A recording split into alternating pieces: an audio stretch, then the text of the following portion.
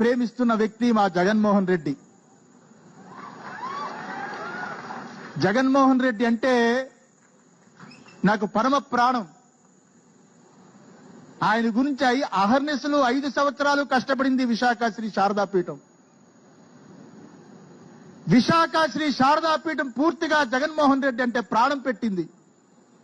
అక్కడ గోడలను అడిగినా, పక్షులను అడిగినా, చెట్లను అడిగినా, పుట్టలను అడిగినా, వ్యక్తులను అడిగినా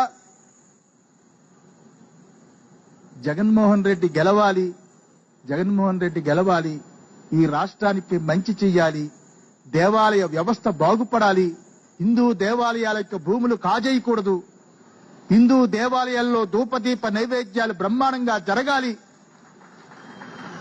అన్ని దేవతలు జగన్మోహన్ రెడ్డిని పరిపూర్ణంగా ఆశీర్వదించాలి. ఇటు జగన్మోహన్ రెడ్డి, అటుపక్క కేసీఆర్ గారు 15 సంవత్సరాలు దిగ్విజయంగా ఈ రాష్ట్రాన్ని పరిపాలించి ఆంధ్ర ప్రజలకి ఎంతో మేలు చేయాలి. అంతవరకు విశాఖ శ్రీ శారదాపీఠం తపస్సు చేస్తూనే ఉంటుంది. నా తరువాత స్వాత్మానందేంద్ర కూడా ఆ రకంగానే కృషి చేస్తూ ఉంటాడు. ఈ కార్యక్రమానికి వచ్చిన వీరిద్దరికీ పరిపూర్ణంగా అమ్మవారి యొక్క ఆశీర్వచనాలు పరిపూర్ణంగా ఉండాలని మనస్ఫూర్తి. నేను చంద్రబాబుని ఏదో కొత్తగా పొగుడుతున్నాను అనుకోవద్దు. ఎందువల్లంటే అప్పుడు ముఖ్యమంత్రి అయినప్పుడు కూడా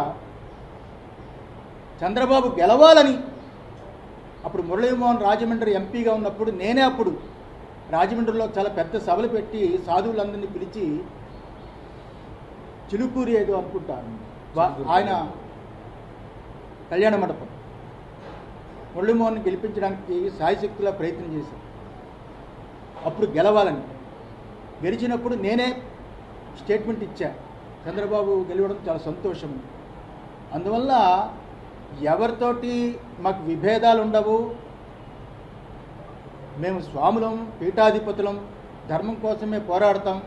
కానీ ఈరోజు ప్రెస్ మీట్ పెట్టింది ఎవరికి భయపడి కాదు, అది గుర్తుంచుకోవాలి.